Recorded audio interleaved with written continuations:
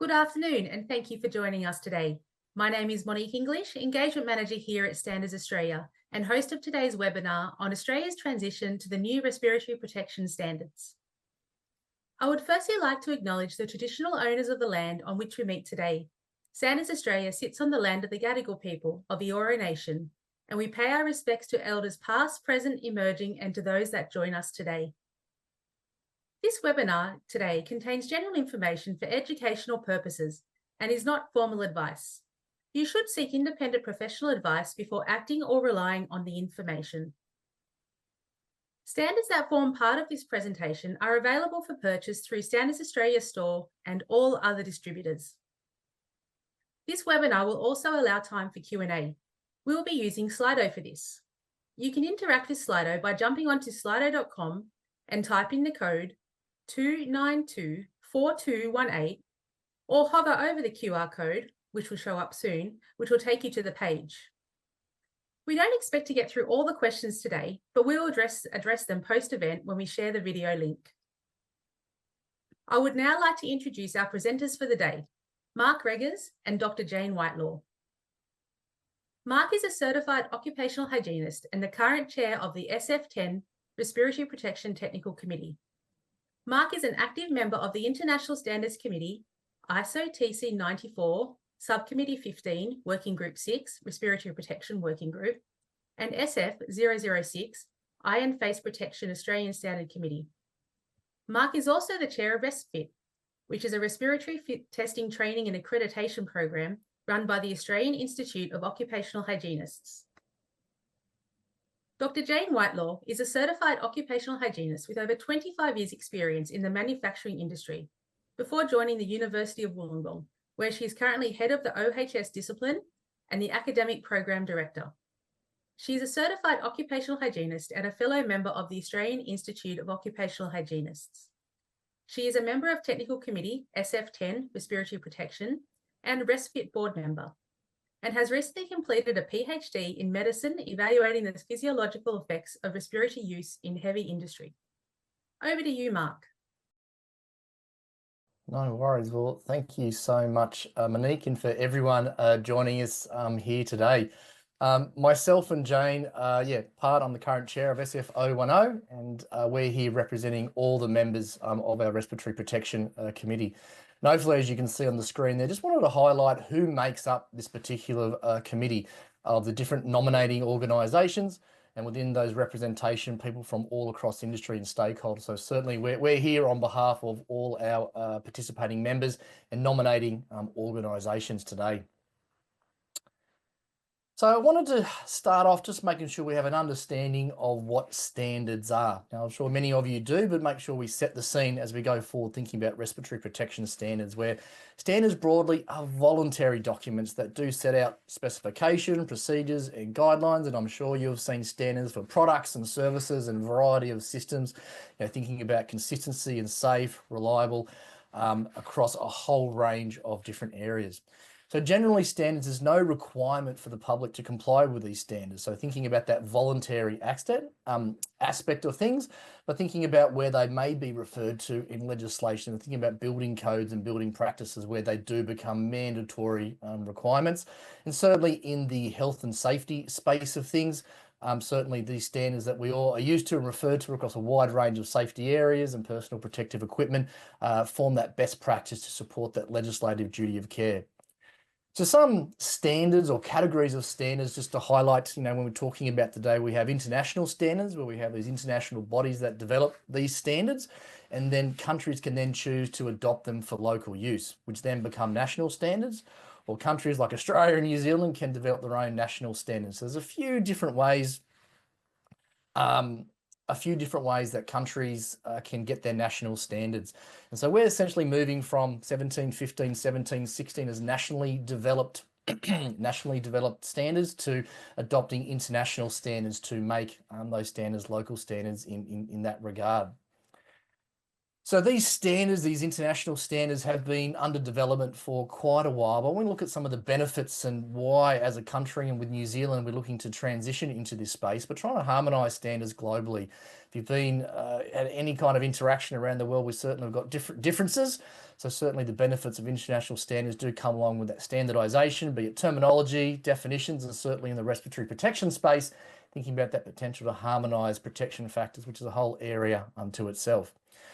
A big focus or change of focus that we're going to hopefully highlight today, and Jane will be talking about a little bit when we get to some of the work rates, is that change from performance by design, but what does a product need to do versus what are the requirements of the wearer that the product needs to match or needs to perform under? So that human-centric. So a key point, hopefully you all take away today, is thinking about that transition and with the classification to that human-centric. And a key consideration there is that burden of respiratory protection. What are the individual characteristics?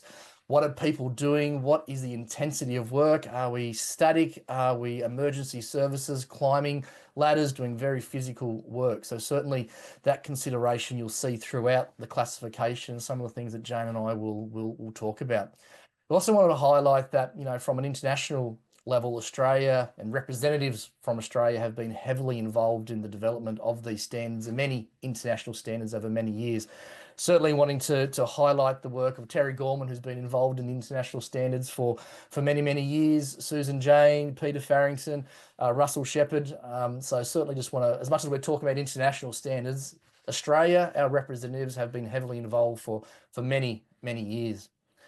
So it has been the long-standing intention of the committee, long before I was involved in the committee, to transition and adopt the international standards. So you can see here I've got an excerpt out of the preface of 1716 as I've highlighted there. So certainly acknowledging at that time of that coming in at 2012 that ISO standards were under development, and that was going to be the direction that the committee was looking to take over time. Like many things with standards and processes and complex things take time. So certainly it has led to 1715 and 1716 becoming quite old in that regard, but certainly knowing that the development was coming along. So just to highlight how long, looking at the SF010 with the human factor standards there, the current ones that are current is actually the third edition adopted from 2015. So that's over 10 years that the committee has been adopting some of these standards as they've been coming live.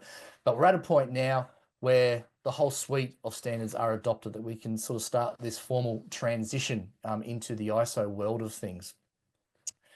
So many of you being familiar with respiratory protection, having an interest in respiratory protection, I'm sure are very aware of 1715 and 1716, with 1715 being that selection, use and maintenance standard for workplaces and the application of respiratory protection products and selection and limitations that workplaces use respiratory protection.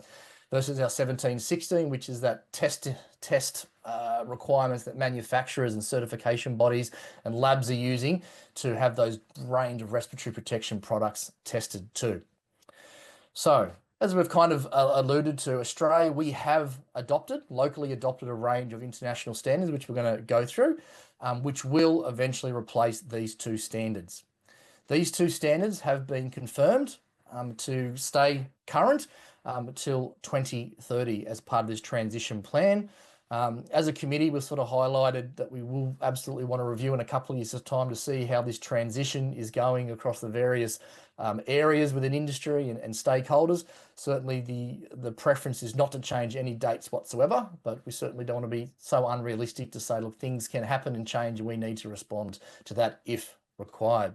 So we will have this period where the current two standards will be in operation in parallel to the ISO standards. And we've got some slides coming up to help visualize that overlapping period as well. So these two standards are still current, but the plan is for them to be superseded in the year 2030. Now, 1715 as that selection, use and maintenance standards in the ISO suite of standards. This is where we have the 16975 standards, where we've got 4 here. But thinking of workplaces, the main one that a workplace is thinking about the application of product selection, the limitations. What are the things that I need to be aware of when thinking about selecting respirators for my workers in a variety of different applications? There still will be one main standard they need to be thinking about or concerned with, or will start with in that regard.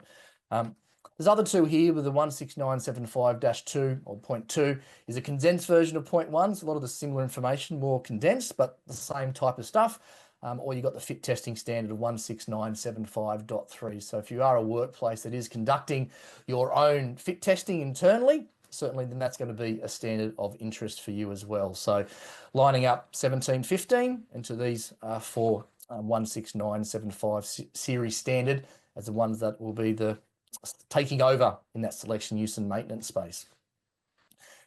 Now, when we think about 1716, yes, it is one standard, but it is quite a large standard. And what I mean by that, there's lots of different sections and chapters, as you can see from there. And if you are familiar and do work with 1716, you can appreciate it is quite a large standard. You look at the appendices there are a lot of those individual tests that those different sections refer to. So I like to show that just to put that in context when we move to the next slide, when we look of like, we're going from one 1716 standard to this quite a number of standards. But when you break them down, when you think about those test methods as example, we have a number of annexes. So it's still very similar, except the standard or those individual chapters are now broken out. And the benefit of that, thinking from standards committee, is that different standards can be reviewed and updated in isolation, as opposed to when it is one big standard, everything is sort of linked in together. So it does allow things to, if nothing needs to be changed, then that can be continue on, or if things need to be changed in specific areas, that can be addressed as well. So trying to set how these different standards interact with each other, thinking about, if you're a workplace, the bulk of these standards, these aren't going to be relevant to you. Thinking about, manufacturers or test labs or certification bodies, absolutely, this is the type of standards that's going to be of interest to you. So trying to break down those performance standards that link into those test methods. So you think about those annexes in the 1716 versus their performance requirements is kind of those sections in 1716.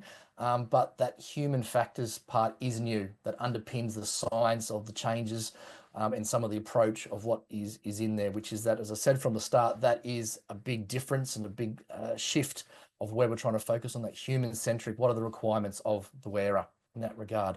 And then classification standard pulls that all together. And we're going to go through some of the high-level classification and groups of the respirators to get you start thinking about some of the different terminology and language that we'll be starting to use in future years as well.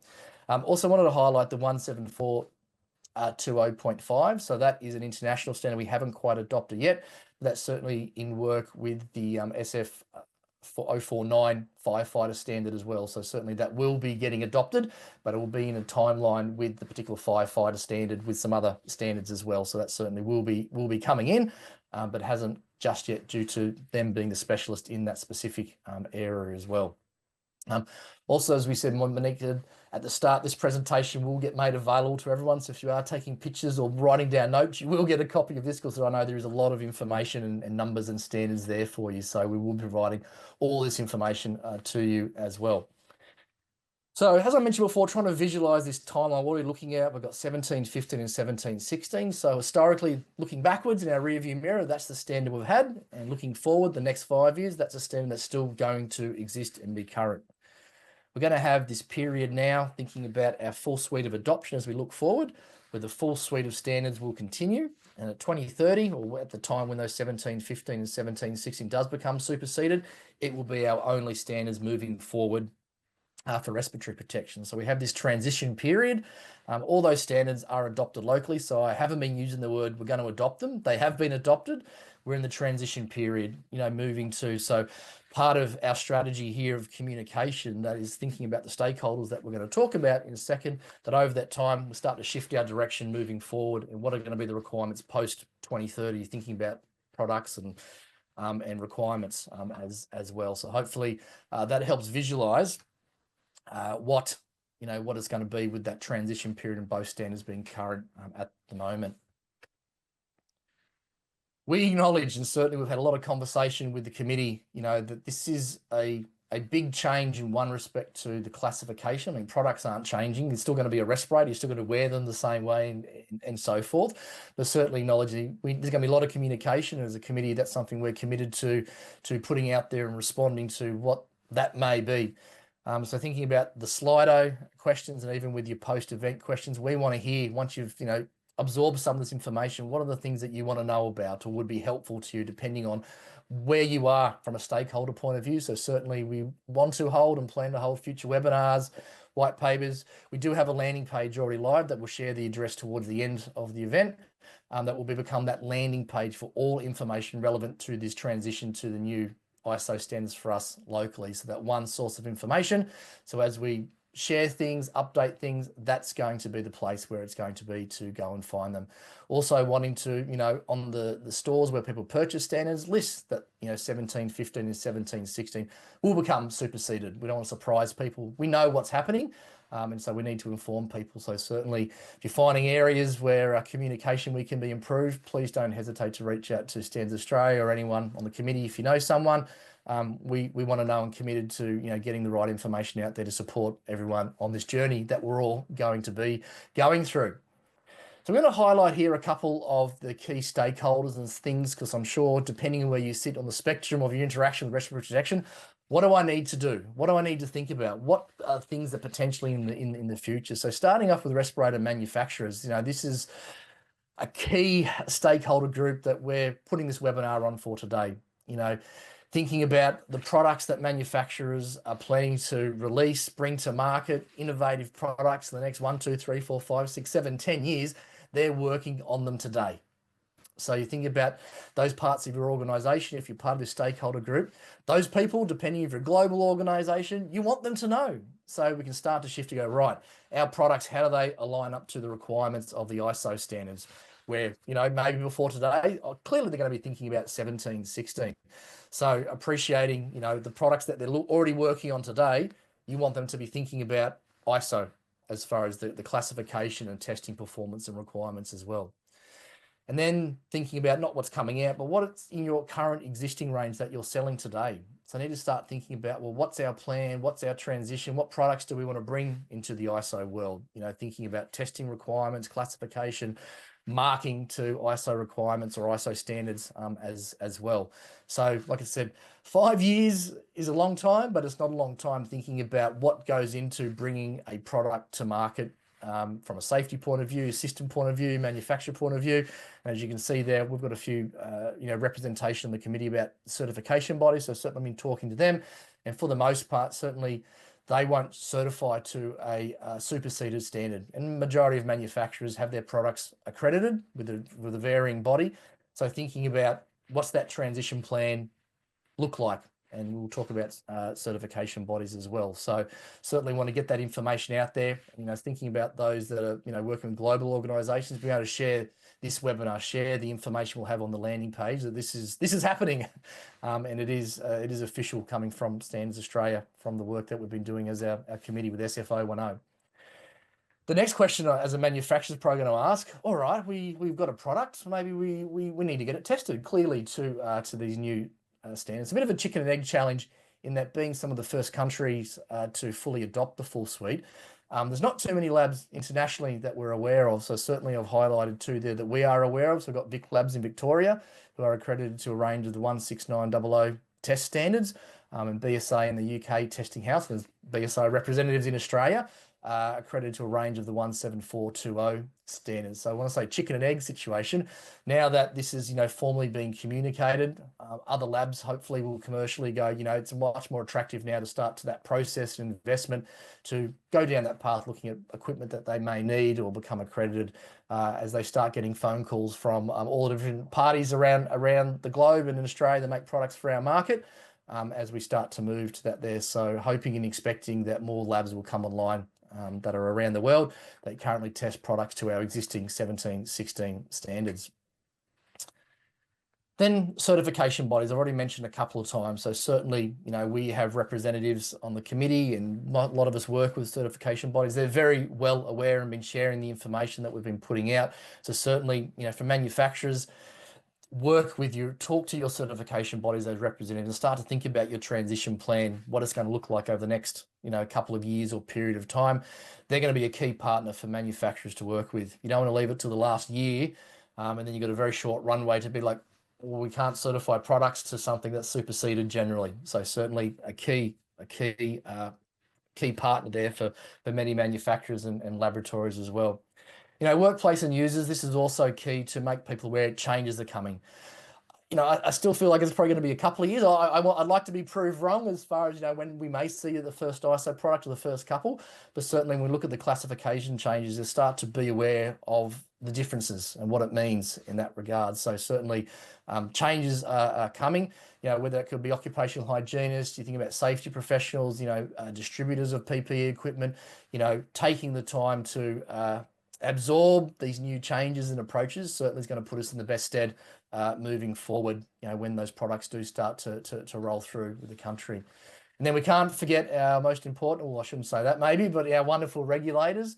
So certainly we think about, legislative regulations, acts and regulation that may reference particular standards. So thinking about the New South Wales recent silica regulation, which does reference that 1716 standard. So thinking about as those standards, that regulation, legislation gets changed, reviewed and updated, thinking about, well, what references do we need to update?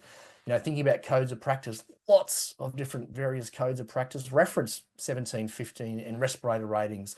One that comes to mind is that asbestos removal standard. There's a fantastic section there talking about all different respirator levels and ratings, depending on the type of work and activity that may be happening with that asbestos friable, non-friable, removal, sampling in that regard. So thinking about those particular, organisations across the country, when that comes up for you, start to reference the ISO classification as well as the 1716. And at some point, as we get closer and closer to 2030 or post 2030, start to remove the old references. So thinking about that timeline, and clearly the inspectors and relevant parties, that's similar to workplaces, give people as much time as possible to start to, start to learn this particular approach to respiratory protection and the classification of the products. So, like I said, we're only spending a short amount of time here, but certainly trying to think about what are the things that the various stakeholders need to think about. And what we're going to go through now is just sort of from high level looking at the comparison of sort of a few of the different aspects of 1716 and 1715 to what it would look like, or the approach and those differences between the ISO approach that we're working into. So the first one there is the basic classification, in that all, you look at 1715 in section 4, we've got a couple of tables there, that all half-face respirators with a P2 filter are all classed the same from a required minimum protection factor point of view. Irrespective of how it actually performs, it meets the minimum requirements, they all get treated the same. And with each of these, there's pros and cons with these different approaches. And with the ISO world, that particular performance rating would be based on its individual performance of how that individual product and combination performs. The upside, well, I see the benefit is from a manufacturer's point of view, that innovation, technology, wanting to, if you've got a product that performs really well and provides a high level of protection, that will be reflected in the rating. So that's a good thing. Why wouldn't we want to be able to use products that have been demonstrated to perform at a high level or a higher level, and that's reflected and used in the workplace in that regard. What the challenge that brings for us as workplaces is that thinking about, we can't just go and look at a half-face respirator and go, right, they're all treated the same. So you may see two different half-faces, continue with my example, they will have different ratings potentially. So you need to delve a little bit deeper, looking at the product, the manufacturer, distributor of what that product may be. So I'm obviously looking a lot forward here, but just thinking about some of those differences and what that means in the workplace. Work rates wasn't anything really considered as far as an actual rating goes in our current standards, or the 1716 standard, versus in the ISO world. We start to bring in that human-centric work rate. What are the impacts that, as we start to work harder, breathe more, pull more air through our filter, what impact does that have on protection? And so this is where the work rates, and Jane will talk about a lot of stuff that she's done with her PhD, is that does that affect protection? And that's going to be factored into that human-centric approach with the work rates as well. And this is where you may have a product, a combination, let's go a full-face respirator, that may perform at a certain level at a lower work rate, but when we put a higher work rate, that protection level may go down because we're putting more stress onto the respirator and the seal as well. So again, we're adding a few more elements to consider, but it makes sense when you think about, well, what is the worker doing? And that's critically important for us to think about in workers and what they're doing. Particulate filters and gas vapor cartridges, of course, they're still going to be there, but we won't be calling them a P1, P2, and P3. We're going to be calling them an F1, F2, F3, F4, F5. and with a work rate attached to that. So there's a potential of 20 different sides of things. But again, it's still going to be a particulate filter. It's still going to work in the same way, but how, what we call it's going to be different. Same with the gas vapor. We've got a wider range of gas vapors part of it, which we'll have a look at. And then the selection and use will be based on going back to the actual performance. So rather using a required minimum protection factor applied to all types of a certain group, all half faces or full faces or pappers with loose fitting, that performance level, i.e. protection factor, will be based on that individual performance. So when we look at these protection class levels, we've got PC1 to PC6. So theoretically, any product could fall anywhere on that scale, because it does come down to the actual performance of that product. So if there's a product, you know, in that combination going through the TIL test or the total inward leakage test, where it's being challenged in that challenging environment and it performs quite well in that particular work rate, it's going to have a higher PC level. So as opposed to having that type base approach or limit in that regard. Then based on what that protection class is, there'll be a corresponding protection level. So a product that has a higher protection class level will have a higher protection level, or think of it like a higher assigned protection factor level, or a higher protection level, or RNPF level. This is an area that we've got a lot more discussion to go, because these numbers are quite high compared to what we have had at a 1715. We've had a very conservative approach from a number point of view, which is not a bad thing. So certainly, there's certainly more discussion for us to have in reaching out to ISO. So I know we will have more information down the track about some updated numbers, but just trying to highlight that approach still is the same. What is the expected reduction of that respirator? And then we select that respirator based on the exposure and bringing that exposure down to an acceptable level using our workplace exposure standards. So now I'm going to flick over to let Jane talk for a little bit and cover off the work rates. Thanks, Jane. Great. Thanks for that, Mark. And yeah, it's a big change to the way we've selected and used respirators from what we've done in the past. So I'm pretty excited that these standards actually put the worker or the human in the centre of our selection and use process.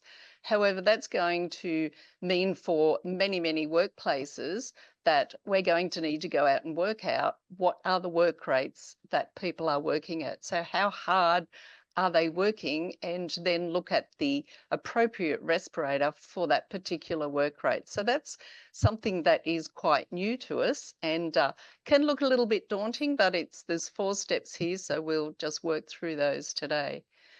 So there's 4 work rate classes. So if we just look at work rate 1, that's things like light manual work, sitting at ease, driving a vehicle, fairly, low hand arm type movements, might be hammering, weeding, that type of lower activity where we would expect quite a lot of workplaces and a lot of activities to fall into that. So at this point, you would be wearing a respirator, you would be breathing a little bit harder than you would normally be, without a respirator. But then as you start to increase your activity and you're, carrying heavier material, doing heavier tasks like digging, pushing, pulling, then that would move up into work rate class 2. So what the workplace needs to do is go through, look, is it class 1? Is it light work? Is it class 2, which is getting up into quite heavy work? Or do we have a situation that's class 3 where it's extremely heavy work and we're, working continuously for a couple of hours doing sort of safety rescue work with heavy equipment, running quickly, running up and down stairs, rescue and fire work. So we'd expect 70 to 80% of our workplaces to fall in class 1 and 2, and then only get up into your work rate classes 3 and 4 for those rescue, first responder type heavy activities.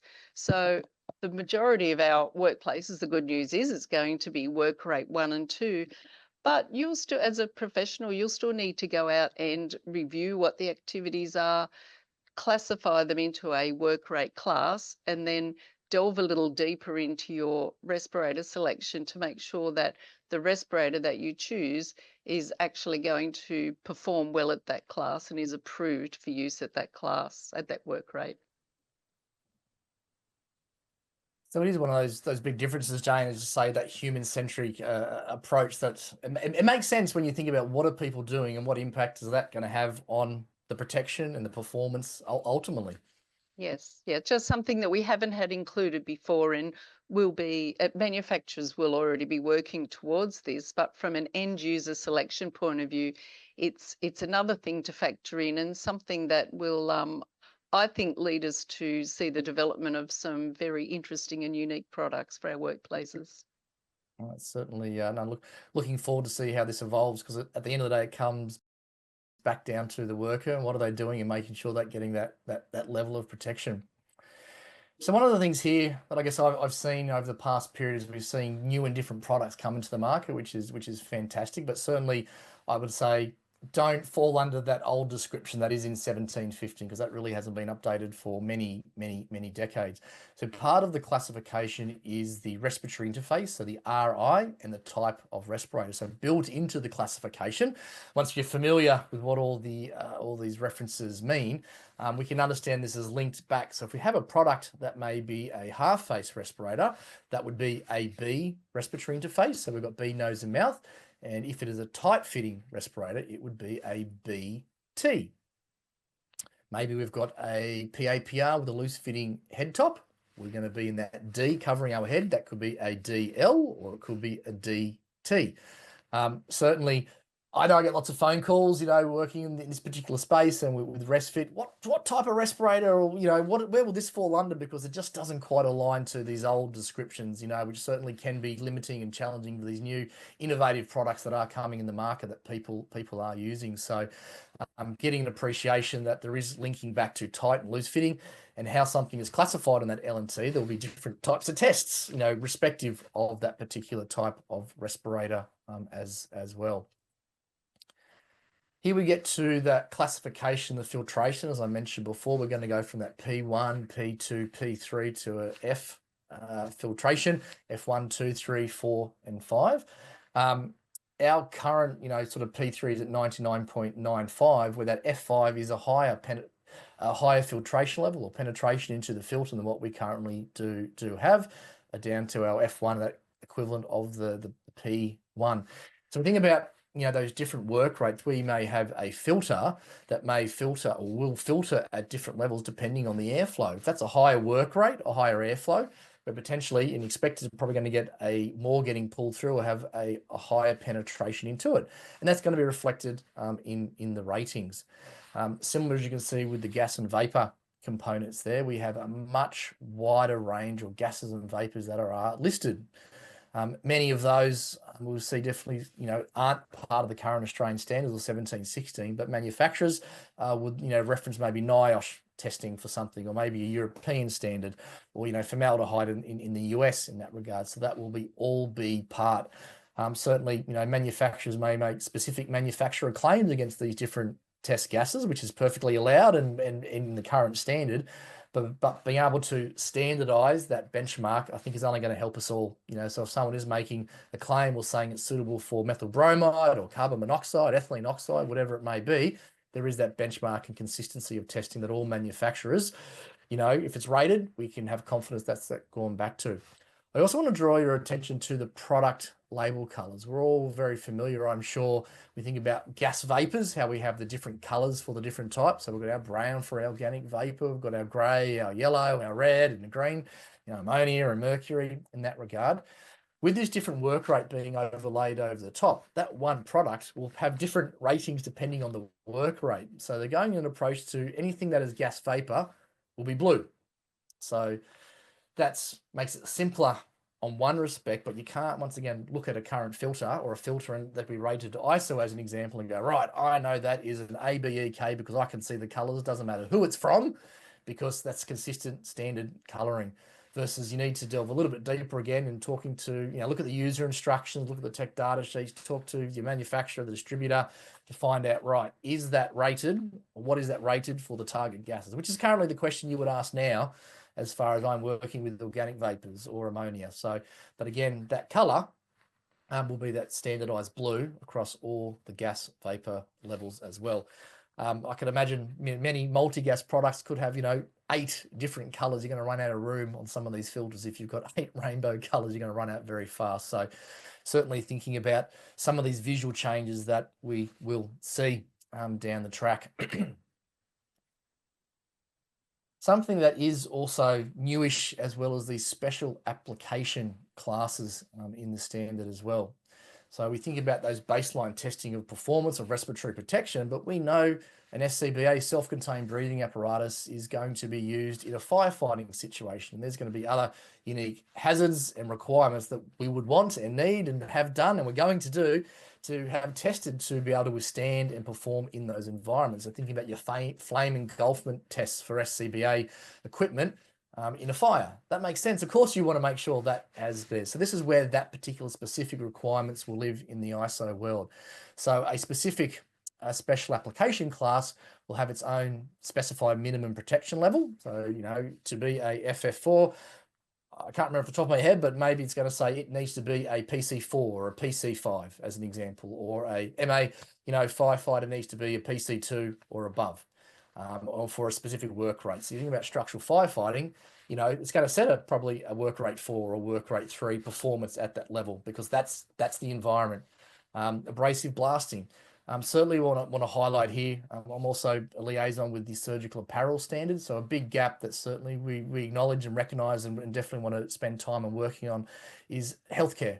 You know, absolutely believe there needs to be a healthcare special application. So talking with the surgical apparel standard group about how this can go forward, knowing that we're moving down the ISO pathway with fluid resistant testings, you know, advice around sterilisation. So once again, those special, not special requirements, but industry or application requirements, this is where that will live, thinking about special applications. So 16973 sort of gives that high level, and then a number of the 17420 standards then go into a bit more detail around the testing for something to be classed as a WE welding class or an escape type of respirator as well.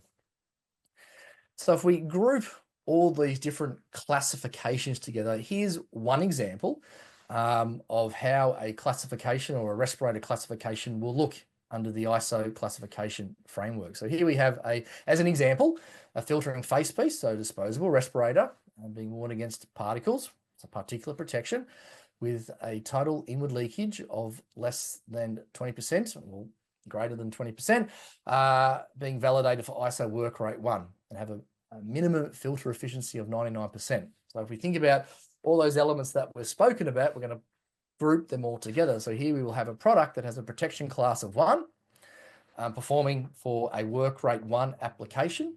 Here we have a respiratory interface. We know that is a BT, so it's a nose face situation. T with tight fitting. F3, it's our filtration level against work rate 1. So a PC1, W1, BT, F3. And I know it can be overwhelming if this is the first time you're seeing this classification, but when you sort of break it down, I think it's actually going to be quite beneficial, you know, as opposed to, you know, many workplaces have kind of been where, hey, it's dusty, I need a particulate filter, and they just go look at the filter, as opposed to if we're starting off with saying, hey, what is the protection class required? What is the level of protection you need for what you're doing? And what are you doing from that work rate point of view? So I like the fact that it's front and center when talking about the rating of our products. Those considerations are things that, as I mentioned, in our current 17, 15 standards, but not baked into the classification. So I'm hoping, with this classification framework, as it's still going to take some time to adjust and learn, certainly they're the benefits that we will see. What's the level of protection that you need? What are you doing? And from what sort of is my hope, thinking about, workplaces and safety professionals and occupational hygienists, transitioning into this classification. 16973 Annex B has a number of pages of all the, examples of all the different types of respirators, half face, SCBA, airline cylinders. So there's also, a discussion, baked into that will be, the cylinder size of what it is, or if it's an airline type of product. So yeah, there's a bit there, but I think as, we appreciate the information we can gather from it, selecting respirator is more than just selecting the right filter. What's the level? What protection do you need? What are you doing? And thinking about what is that ceiling area is sort of baked into that classification side of things. So as we kind of come close to the end. I think we've done pretty well to allow some good question and answer time here. Sort of wrap up what we've been talking about today from the presentation. We are Australia and New Zealand, some of the first countries to globally adopt the full suite of these ISO respiratory protection device standards, which is scary and exciting all at the same time. But as I alluded to, this has been the long-term intention to transition to the ISO from many, many years ago. Current 1715 and 1716 are planned to be superseded in 2030. So as we start the transition from now over the next few years, that hopefully we'll start to see ISO rated products come into the market as we get closer to that 2030. So there'll be less and less 16 products out there. Appreciating that, they're voluntary standards in that regard. It doesn't mean that you can't sell a 1716 product past that date in that regard. It doesn't mean you've got to go chuck out all your 1716 rated products. But hopefully our objective, with our communication plan to give people plenty of notice, there'll be less and less of those products, available people can use through their stock, thinking of, manufacturers and distributors, and start to transition into ISO products moving forward from 2030. Hopefully we haven't scared you too much, but thinking about, this new classification, new terminology. At the end of the day, a respirator is still going to look like a respirator. It still means the worker, the wearer, has got to do all the right things. They've got to know how to use it, what to do, what not to do, all those things. That does not change. But the classification and the selection terminology that we do use is going to change. As I've mentioned before, a key area that we're reviewing as a committee is those protection levels, that equivalent assigned protection factors or required minimum protection factors. That's certainly high on our agenda next week when I've got our next meeting from an Australian committee point of view, and also engaging with the ISO committee and the ISO levels. Now that we are adopting it, the rubber's hitting the road, certainly seeking more guidance and support in that area, but we will provide information and update as we move forward. Lots of market education. We're under no illusion that we're going to be very busy, but we're committed as a committee to support the information manufacturers, all the stakeholders, regulators in this transition, and we're here to help. Potentially still a few years away from an ISO product, but certainly, hopefully you're not going to be surprised when the first couple start to drop and we think about this different terminology and selection as well. So thank you for that. Once again, just want to bring back that transition timeline, thinking about where we are today and where we're moving, the next 5 years and post 2030 into standalone ISO respiratory protection standards. Back to you, Monique. Thank you, Mark and Jane. That's really informative, and I really appreciate the depth of which we've gone through. We, as Mark and Jane have indicated, we are very committed to ensuring we have comprehensive communication with our stakeholders on this transition. There are a couple of things that I would like to point out. So firstly, we have a dedicated webpage. The link is on the screen right now. This is where you will see a recording of the webinar, but we will also send out the link to those registered once it is ready to go. There'll also be a post FAQ document up on this website, and it'll be your point of call for communication that the SF10 committee have for this transition. There will be a post-event survey as well, so please complete that. We really appreciate your feedback on how you found today's webinar. Follow us on LinkedIn for any updates. Lastly, you can contact us at any time. Or if you need further information, the email address is on your screen here now, which is sem@standards.org.au.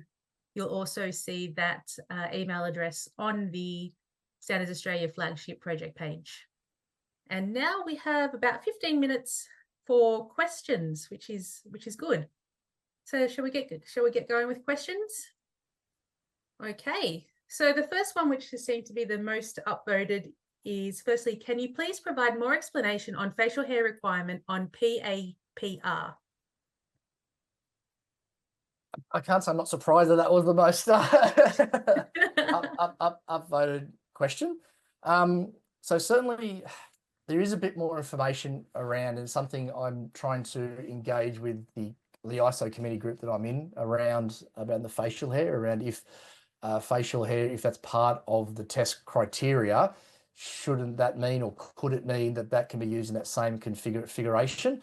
Like with the current standard, there's talks about nothing about testing with facial hair. So certainly, I'm hoping that to get more clarity of information around that specific topic, because we certainly know there's been a big shift to PAPRs, which is fantastic, thinking about accommodation and the facial hair impact. So that's a good thing. But certainly appreciating, the impact that facial hair does have on PAPRs, and, whether something's tight fitting or loose fitting. So certainly high on my agenda to sort of get some clarity from the ISO committees in that space. Thank you, Mark. It sounds like there'll be more to come on that. Will be. Next question is, what's the minimum fit testing frequency? The new AS 1715 indicates shall do every 1 year. Does that mean a must? The reason we're burning. So currently I'm on the ISO committee working group 6 that Monique, you mentioned earlier. So we are currently reviewing the current standard, and that has been a specific point of conversation at the moment. So as it currently stands in 16973, which is our adopted version, does recommend that annual fit testing. But I guess I would expand some of the comments that we've put in as Australia. So we had a fair bit with Susan Jane and the connection into the healthcare about the challenges of the annual fit testing.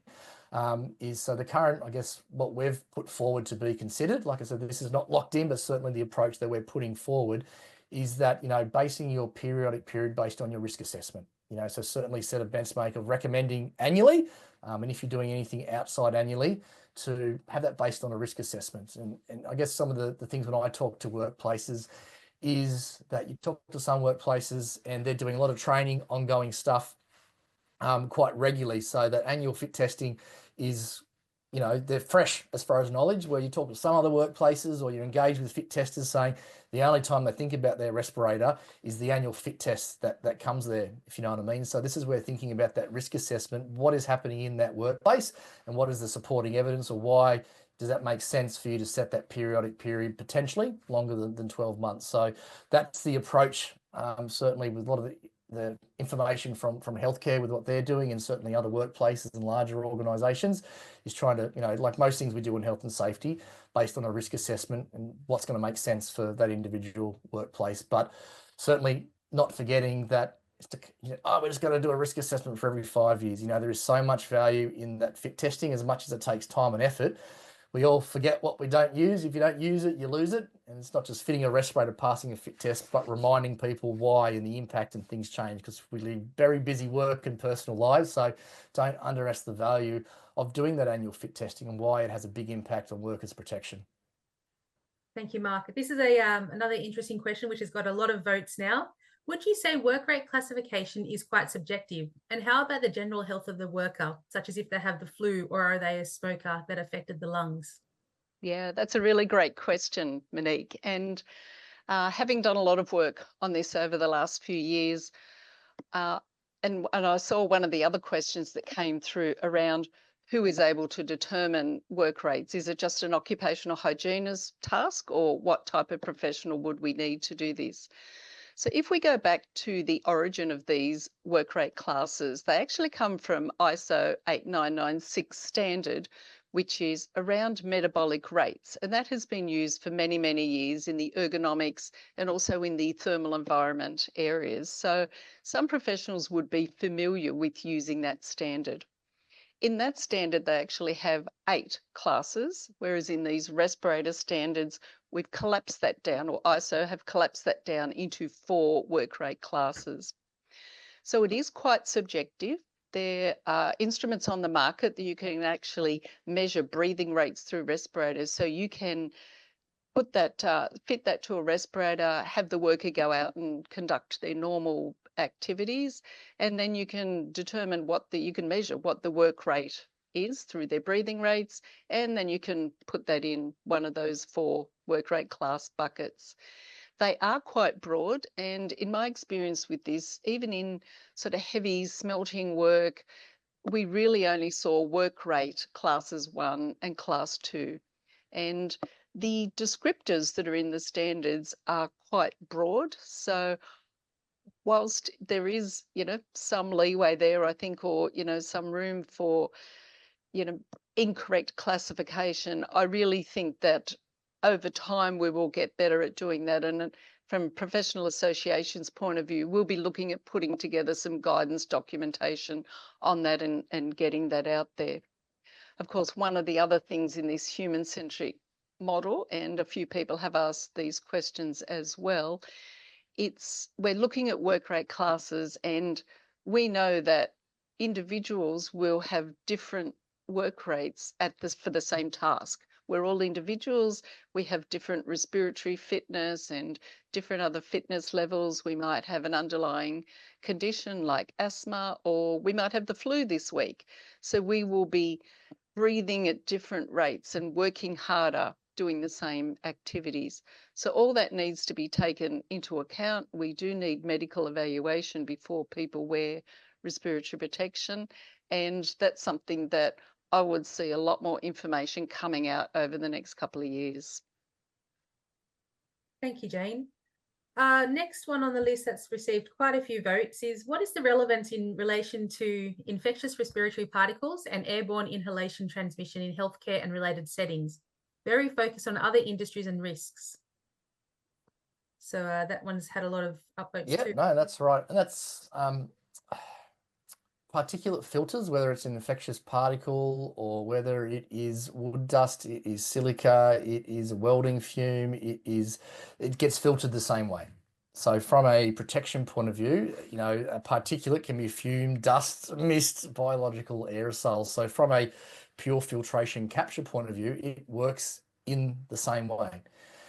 Thinking about healthcare settings, I mentioned about that special application area where, certainly acknowledge in the chats that we're having with the surgical apparel committee, is that's a gap. And I think that's where that kind of information where it filters a certain way, but how you're handling it, the sterilization aspects, as an example, required in that particular environment, that's where that information, or should have somewhere like that lives specific for healthcare. So it's, the same challenges, when it comes to fit testing are the same with any organization and getting people an impact, but it's those periphery things that, we hope that will live in a special application standard or maybe a different standard that does reference back to the performance requirements of respirators being used in healthcare, but then have that additional information about your fluid resistance, testing, and your PFE and your BFE and some of those specific to healthcare side of things. So it's about taking those, the same principles for filtering respirator or filtering particulates, and then putting it in that application in healthcare. Thanks very much, Mark. And another one that's received a few votes is, the one colour for gas vapour could pose a human factors issue on a site that has multi-gas vapours and different work areas. There could be room in error in selection. The colours make it clear, i.e. ammonia, mercury, organic vapour, acid, gas. Is it clear to the user? I agree that has the potential, but then people can be confused with multi-gas if they don't get the information on what it means now as it stands. So it's still going to come to me as educating your workers what it means. Certainly I was going to put more rigor around your selection as far as what is in your organization, what is stored and stocked. But I've thought about that aspect where I like seeing those different colors that you can visually see. So certainly it is something that I think it's a very valid and fair point that we will, take feedback on and see, is there anything, in that regard to help improve, that aspect. But I feel like it's probably going to come back to training, awareness, education. And I work in many workplaces where, you've got your respirator selection matrix where it's been identified you're doing X task at the co-covens, thinking about, blue scope as an example, where if you're doing that task, you use this respirator. So certainly, linking that information, there's more than just use the color. You need brand X, model 1, 2, 3, 4 for that application as well. And putting that site administrative linkage to task, to what needs to be used in that regard. Thanks very much, Mark. Anything to add, Jane? No, I tend to agree. I think a lot of this is going to come down to education and providing, simple information at hand that that both professionals can use in selection, and also that we can train and it's easy to use by our workers. So keeping that human-centric model's the key to this, I think.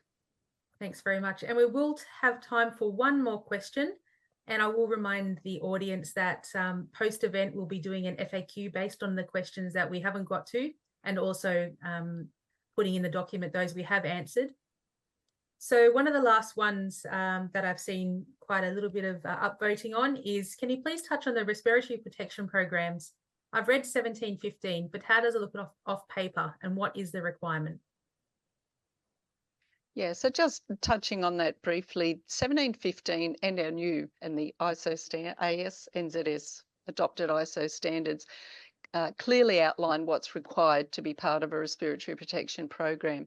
Many workplaces we go into will see people wearing respiratory protection, but it's not encapsulated into a program. And we know that respiratory protection is PPE, it's at the bottom of the hierarchy of control. So that needs to be supported by an overall program. So we need to have risk assessments done, we need to select the right equipment, we need to train people in their use, we need to make sure that people are fit to wear that respiratory protection, fit test them, keep records of the training. So it's, you know, in a large organisation that can be a very complex process and system, but in a smaller organisation, you know, it may be the one person, it might be the owner of the business who's responsible for that program, and you can have quite simple checklists and documentation of your program and procedures. So yes, the requirements won't be changing, from what we have always, put forward in our standards. So it'll be very similar process. Anywhere there, Mark, that you see any major I'll say differences? not so much different. The principles are the principles, and workplaces that may not have something are kind of generally already doing a lot of the steps. They just may not be documenting because they're asking the worker, "What are you doing? What do you need? Is this going to get in the way? All right, let's get the distributor in or the manufacturer in to show us how to use it." But I wanted to just highlight 16975.1. So that's the selection, use, and maintenance. It's laid out really well as far as flowcharts in a chronological order, where the same information is in 1715, but it's kind of spread out a bit more, and it does rely on a bit more depth of knowledge. So I need to jump to that section to pull that, to link that to there. One of the annexes, the appendices, actually have a respirator selection chart, so as a template. So there's some things that we're looking at as ResFit to try and, make some public available tools based around respirator selection, but they've done a really good job of trying to take you through the process, which does link back to that classification aspects. What are you doing? What's the matter of reduction in there? Which is the same questions that we would be asking now with 1715. What's the level of protection that you need? So I guess highlighting there are some, the way they've laid it out and detailed in that particular step through order. I quite like it. I think workplaces will find that quite beneficial. Wonderful. Thank you, Mark. And we are right on time. I would like to firstly thank you, our audience, for attending today. You will receive a post-event survey. You will receive a link to this recording, and I encourage you to jump onto the website at any time to see the updates as necessary. I'd also like to thank Mark and Jane for their time today to provide the information, and like to extend my thanks to all of the committee members of SF10 and their nominating organisations for their efforts in the development of standards. Have a wonderful afternoon, everybody, and a good weekend.